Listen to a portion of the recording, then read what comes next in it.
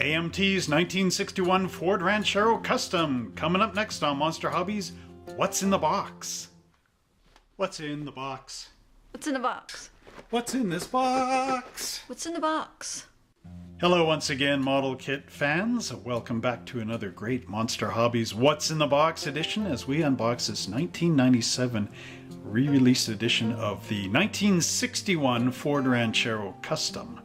Now this is another one of those cool old kits that I brought off of my shelves at home to show all of you, in case when you're out there and you're in Cyberland and you're maybe on eBay or in a hobby shop or at a garage sale or whatever, and you come across one of these, I am going to let you know firsthand what's in there before that opportunity even arrives by opening up this very box and showing you, my wonderful YouTube audience, exactly what's in the box. But before we do that, don't forget to like, subscribe, and share this video with all your friends and family. We want to get this thing way up in the Google rankings so that anytime anybody is interested in model car building, be it somebody new to the hobby or one of us old veteran guys that have built almost everything 40 times over, we want to get that thing up there so that everyone can see it. So help us out by getting this video up to 100 likes and maybe a bit more after that, and that dream of mine and yours may be possible. So without further ado, I'm going to stop rambling and get into this Ranchero. So let's go down to our table and open the lid on this beauty. Alright, let's jump in the time machine once again and head back to 1961 as we look at this amazing AMT 1961 Ford Ranchero Custom by AMT under the RC2 label. Now this kit came out all the way back in 1997, but you can still find this thing on eBay and wherever else. I'm not selling this, this one's mine. Hands off! Hands off! No, anyway, okay, so as we look at the box side here, we actually get a pretty cool write-up. It says 61 Ford Ranchero. The 1961 Ford Ranchero was designed to be an economical work truck. Came with a 144 cubic inch 6-cylinder engine that gave the truck great economy but still allowed it to handle a respectable load. AMT has taken this mild-mannered work truck and made it into a wild custom street machine. We've gotten rid of the light-duty 6-cylinder engine and replaced it with a big 427 cubic inch V8. The next step in customizing was to let go of the skinny wheels and tires and replace them with custom wheels and performance tires. To further the customizing trend, there are custom parts like a tonneau cover. The kit includes decals that allow you to do a custom paint job. This truck is still a favorite among collectors, enthusiasts, and customizers. So there you go. Nice little detail. Now I say decal because I'm up in Canada and I don't know any better. So there you are, 61 Ford Ranchero. Side of the box here looks like, of course, the top of the box. And then here's the photographs for you know what the kit includes. So they say custom graphics, which are these scallop paint jobs, custom slot wheels, a detailed interior, and the tonneau cover going on the back. If I pronounce this wrong, let me know time and time again. And of course we got the barcode noting that this came out after the 70s, 80s, I think. It's when the early 80s they started with the barcode. Can always look that up. Okay, skill level 2 kit requires paint and glue for ages 8 and up. So now I'm gonna just take the top off here, and we're gonna be looking at the kit parts in a minute. There's of course the nice decal sheet, I guess. Okay, move that out of the way, and we will zoom the camera all the way out. Woo. And look at the instructions. So with these instructions again, we have a great big write-up here, which just continues the story from the outside of the box.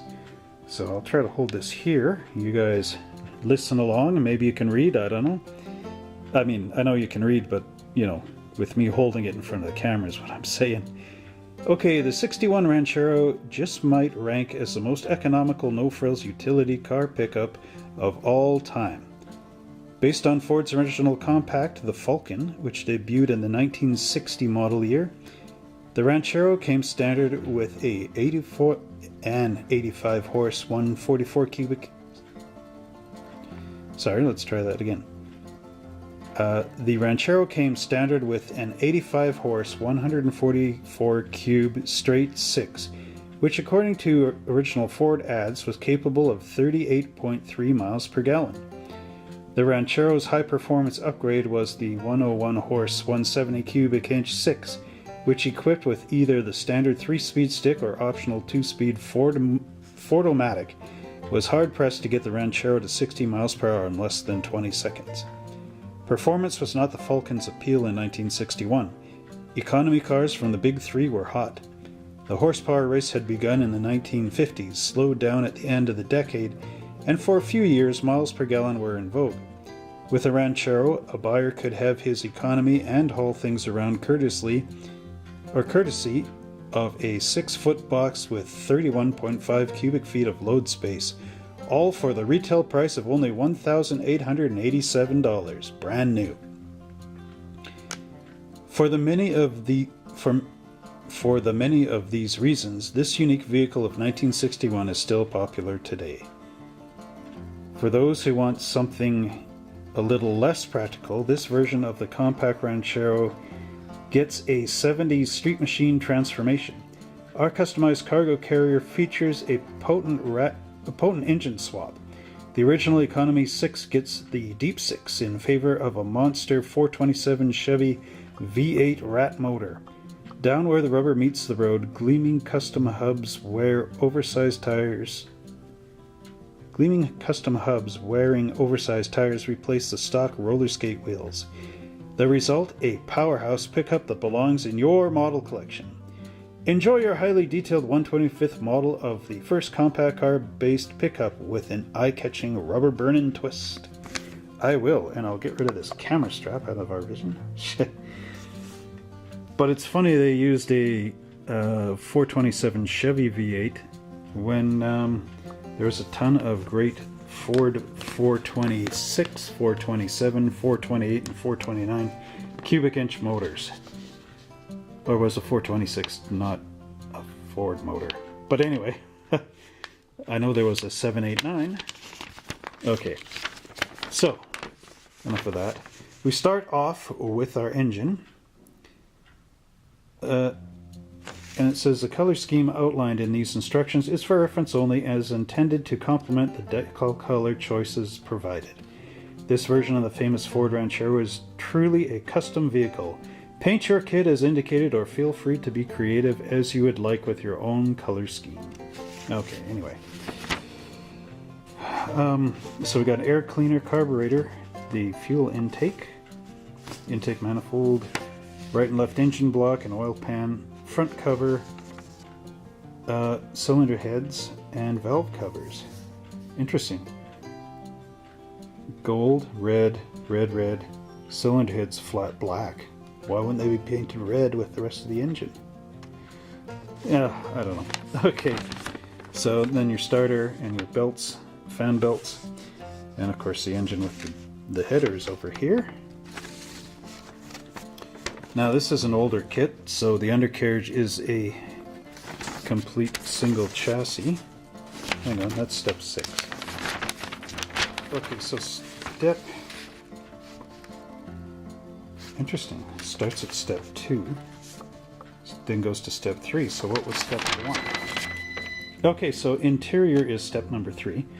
So again, this is an older kit, so the whole interior seats and everything are molded in a bucket, as it were, with the interior panels molded to the side very lightly. Comes with the seat belts, dashboard, steering column, and steering wheel.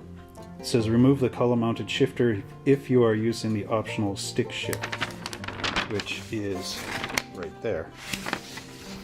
Okay, then it's got the tires. Now these tires were updated for the 90s, because the original 70s tires would probably be the Goodyear polyglass tires. So for the 90s, of course, they updated it to these wide GM Gatorback type wheels. I believe that was what they were called. And of course the mag wheels are very 1990s style. You know, the 90s had the most mag wheels up to that date ever in any catalog. I remember some some car magazines I had like 400 mag wheels at one point on a page in an ad. Just crazy. So anyway, here you get this optional custom roof you can glue on, which got the tuck and roll and that kind of thing, and a scoop. Or you could build the body basically as a stock Ranchero here. And then you got your antennas, your really cool mirrors. But you can see again, this is a 60s type model. The front glue's on, there's no inner wheel splash things. Glass pops in, it's a one-piece shell. To make this better, just saw it off there and there, get rid of those runners. Glue the windows right to the edges inside. And then we got our tail lights and our rear bumper pops on. And then under the hood, of course in 70s model kit type fashion, the whole undercarriage is molded as one pan. Metal axles, I believe, slip through. We'll find out on the other side. Radiator and radiator housing are one piece. Engine block, firewall dropping in. Very basic, very easy kit. Good for starter model builders, of course. Yep, there you go. There's your metal axles with your modern 90s wheels stuck in there. Okay, so here is the body and interior all complete, dropping onto the chassis all complete. And of course you get your stock hood there and your bed cover. You can paint it teal or red to match those decals, whatever. Then of course there's your jack and your toolbox. Now how many of you guys in the real world jacked a car up on one of these things only to have it fall over? This is the bumper jack, of course. The old dangerous type before we got the safer floor jacks, you know. Or even the scissor type jacks are safer than that thing ever was. Okay, so here's the decal application. It says, of course, surfaces should be smooth and dust free. Cut the desired decal from the decal sheet. Dip decal in warm water to loosen the decal from the backing paper. Place the decal in position, so there, and then slide that paper off the back. Remove any air bubbles by wiping gently with damp cloth. A little pin to poke out air bubbles in the middle, and grab your Solvaset and let that thing melt on. It says Decal 7 hood. Hold hood securely in place. Use small pieces of tape if necessary, making sure tape will not be anywhere under decal, and apply decal over entire area. After the decal is in place, use a sharp hobby knife to trim around the outline of the hood opening. Okay, so some of this will splash onto the fenders. And then they give you this very strange stand. You can mount this thing onto the wall and put your model on the wall, right by your bedroom light switch. No, I wouldn't do that because you might nail into the wires. That's not safe. Okay, so yeah, very cool. Okay, now let's grab our parts back here. We'll drop that in there. Then we'll go over and look at these things in better detail. Okay, so I thought I'd start off our review a little bit differently this time around because the model is sort of assembled in the box. I've had this for a while, so I thought I would just, you know, piece the parts together. Anyway, so this is what it would look like with that custom roof on the top and the hood on and pretty much everything together without actually any work on it. So the custom top comes off if you don't want it. That's how the car would look. And then there's the pleated top with the scoop. There's some detail in the scoop. Something nice. Let's see if I can turn this around for you here. It's a very 60s, early 60s, late 50s type custom cues on here. Probably done by George Barris or Gene Winfield or one of those guys. You can see some nice Ford lettering on the trunk lid. There we go. Those nice old Ford taillights, weren't they cool? I do believe the Falcon used sort of a British style light where it's divided into three. Not 100% sure. Note the sunken window in here. And the nice detail on the wheels, or on the fender skirts inside. Whatever you want to call those. Some ribs back here and And of course, nice hood. Hood also has Ford molded on it, the letters. You can see that there. Okay, so we can take the hood off. You can see that, of course, you got your cross bracing in there, and there's those sunken marks. Now, this is sort of questionable here because there is some under hood detailing there. So if you scrape these with your number 16 hobby blade, you might get rid of some of that padding detail. But it is easy to put it back on with something, some sandpaper or whatever. So that choice is up to you. There's a little scoop there on the hood, molded in. Sort of reminiscent of T-birds and stuff of the era. Okay, so now you can see inside here. Now, the undercarriage is molded as a solid piece. If you guys like building slot cars at 25th scale, this is sort of like that golden model for you, because of course you got the flat pan there. It's always nice to mount your motor detail in. You'll also notice that the differential and everything is molded as one underneath. Same with your exhaust. Now, the reason why I had this together is, of course, to show you this. There, again, for your slot car guys, are nice pins under there, so you could actually, where the pegs are, cut those off and drill right through, and you can screw mount the undercarriage here to your car, which of course gives you that great advantage. You know, so fairly simple for that. Just move that out of the way. Now notice how the interior has this nice clip there. Another good place to put a screw or something, just to lock in the interior tub. Now just move the interior tub out of the way. I'll review that in a sec with the interiors. Now, that is molded to the body. I have seen this floor as separate, but look at in the hood there. There's great big mold release marks. You of course will need to get those out with your number 16 hobby blade. And under the hood here, get rid of those. You can put a flat piece of styrene across there. Will give you a little more place for your hood to fit in. Now let's see. Okay, so then getting back to the body, you have a Ranchero script right there, molded in there. Your door latch is molded on. It's quite a bit of flash to this kit. It is from an older mold. Oops.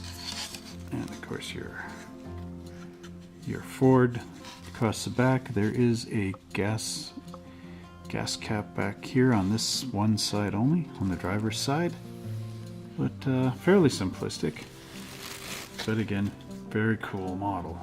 Now we'll look at the interior bucket, or the interior tub, and not much to be said about this. It is molded as a one piece, and as we saw just earlier, it slips up in the body pretty easily. But there is some good detailing, considering that they had to mold these on a side of a box, you know what I mean? The only thing that looks a bit odd is your window winders, which are window winder at the top and just flat, so to get out of the mold at the bottom. You got the hole there on the transmission hump, and your pedals are molded into the bottom. Now, I do have a dashboard here, which has some really good detail on it. There, of course, looks like the real thing, only smaller, as they used to say. And you got your vents on the top for your defroster on your window and that sort of thing.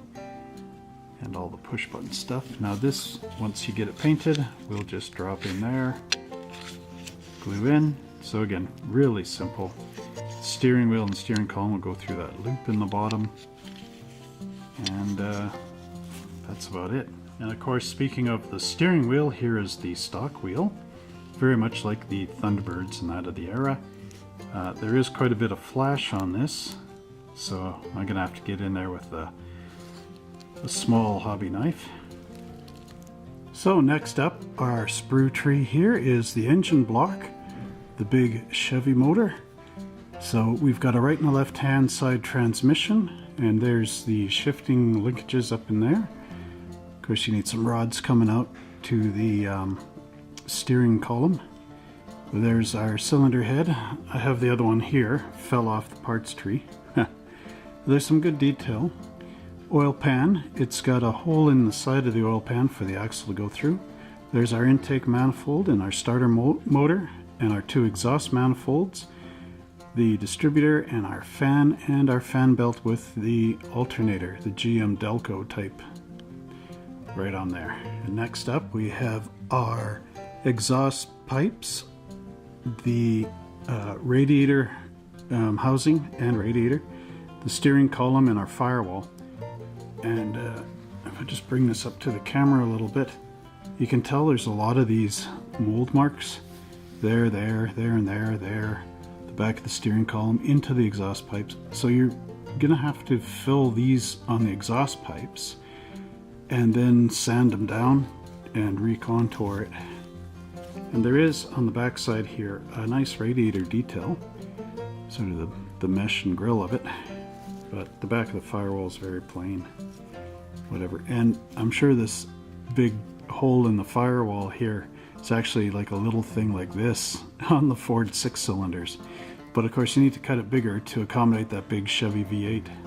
And moving right along, we have the wheel backings. You can see there's a lot of flash on this. Then we've got a two-piece toolbox here. Our fender jack, and then those are the two antennas that were there, the sunken aerials. Now if I bring this up and turn it over, you'll note that there isn't really anything in the toolbox other than, of course, big mold buttons, which need to be taken out with your number 16 hobby blade. The wheel backings, there's nothing too special with them. A little bit of nice ring detail in here, but that's about it. And here we got to look at our car display stand. And well, first off, these are our seat belts, the old lap belts. Okay, so pretty flat on this side. And if you turn it over, you can see a nice ribs in here, which gives this quite a bit of strength. The Ranchero nameplate. And then on the bottom here, it says AMT Corporation patent pending. Right in there, right there. Patents pending. So again, more of these mold buttons if you want this nice and flat, number 16 hobby blade. But that is your stand. And last up on our gray pieces, we have this nice cover for our pickup bed. The tonneau cover.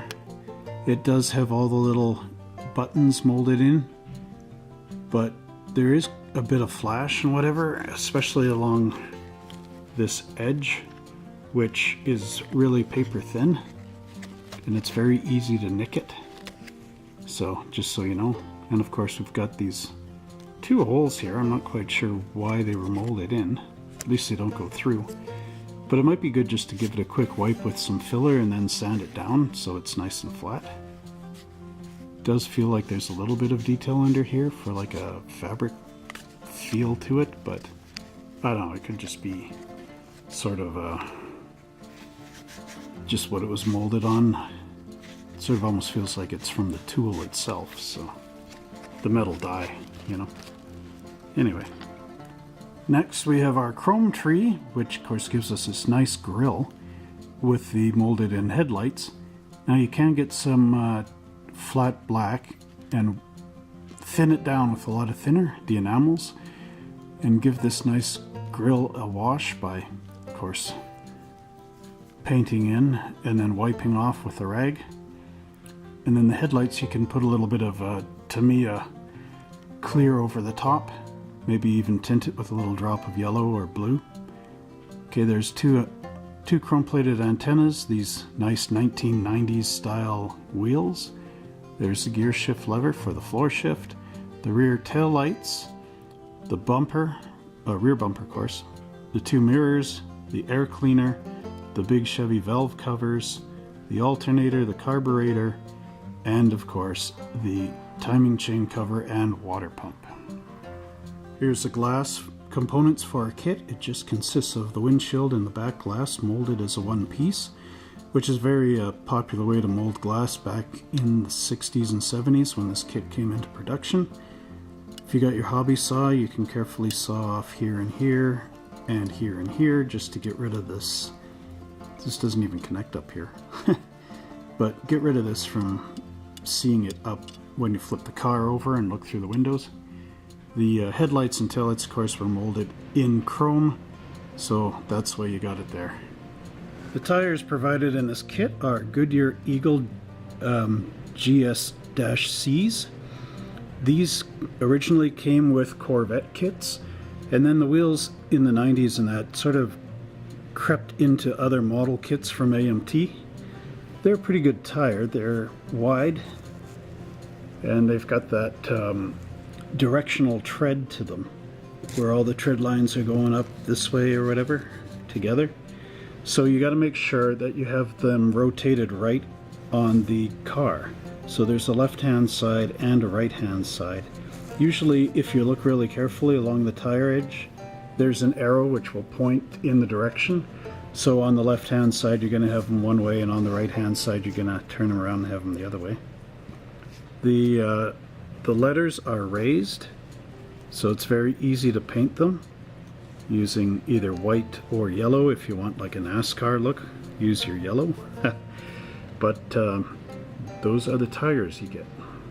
Alright, so the final part of this model kit are the Waterslide Decals.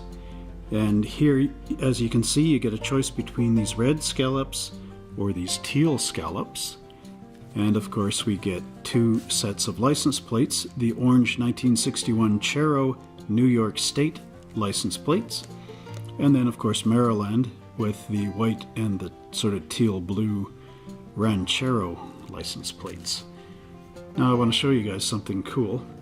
Back in the day when PlayStation was out there, gaining its popularity, the company came up with these little temporary tattoos.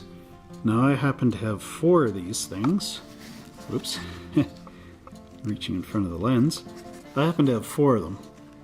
And I had an idea that what I would do is I would take the Waterslide Decals and carefully cut the scallops right in half here and here, and then flip them, right? So you got teal on one side, red on the other. And then I was going to put the PlayStation logos, one on the hood, one on the cover, and then the last 2 on the doors, and then make little PlayStation consoles in 25th scale and put them in the back of the pickup bed. So then you've got this nice like mobile demonstration car for the old PlayStation system.